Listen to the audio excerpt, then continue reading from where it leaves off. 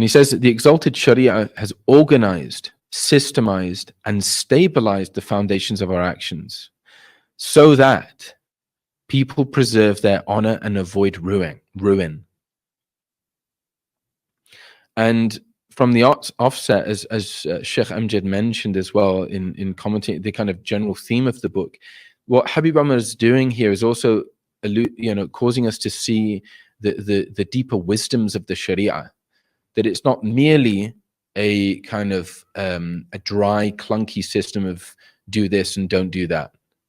Those do's and don'ts were designed by the divine hand, and by implication they have effects. They have ripple effects in one's spirituality. You're unlocking doors, you're closing doors, you're protecting yourself, you're fortifying yourself, you're allowing your heart and soul to ascend to degrees of spiritual consciousness, even by doing things which seem at times mundane, trivial, not necessarily sitting and meditating for hours on end, but it's this alignment process to the divine command that allows these states of consciousness to manifest.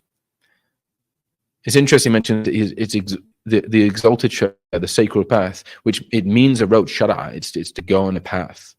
And this is our entire deen. If we have the word mazhab, it's the way in which you go from the verb dhahaba, which is rendered obviously as a school of jurisprudence in its kind of legal sense, rendering into the English language. You have madhab, you have tariqah, the kind of the science of the inward, how we understand the prophetic inward states and try to mimic them and follow them and cultivate them in our lives. But every single expression of our religion is all about traversing a way, going on a path, engaging in this process. So that this, in terms of our formal way of being, the Sharia, the do's and don'ts, the halal and the haram, it has organized, systemized, and stabilized the foundations of our actions, not curtailed them, not severed them, not suffocated them, rather allowed us to not hemorrhage into a sea of like conjecture and misunderstanding about what life is, but really shown us a straight path, stabilized the foundations of our actions. And what's the reason for that? Why do we need that path? Why do we need those coordinates? So that people preserve their honor and avoid ruin. It's the preservation ultimately of what it means to be a human being, that we're not just meaningless bodies with movements and limbs and we just go around and fumble our way through life. Rather, we have a purpose, and part of that purpose is to preserve what it means to be human and to avoid ruin, that we don't dehumanize ourselves, a theme that we've also reflected on in previous sessions. And this is why those darker demonic forces that exist, whether we perceive them at different at different levels or not, that they exist around us, and that their ultimate aim is really to dehumanize us, because the more human we are, the more we're aligned to fitra, this natural state of being, which is created to cradle iman.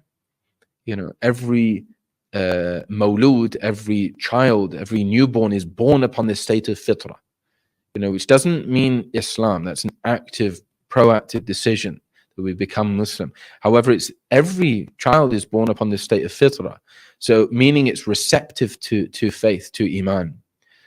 And the Sharia helps preserve that as we grow older, as we develop desires and wants and needs, and we need to almost have a modality of how to act and be in the world. We need to have a set of coordinates, and this is the preserved divine coordinates of how to do this, and to avoid ruin, so you don't slip off the path. People see that as a sign of a lack of freedom, but the people of illumination, and the people of true insight into what it means to be human, that they will say that, well, that's not freedom. That's just wanton recklessness. It's like a child needs an appropriate discipline. It doesn't mean to be harsh to the child. It means that they need ushering and guiding. Interestingly enough, in psychology, they'll deem this as a form of neglect. A child will actually feel neglected if they're not disciplined appropriately and in a prophetic form.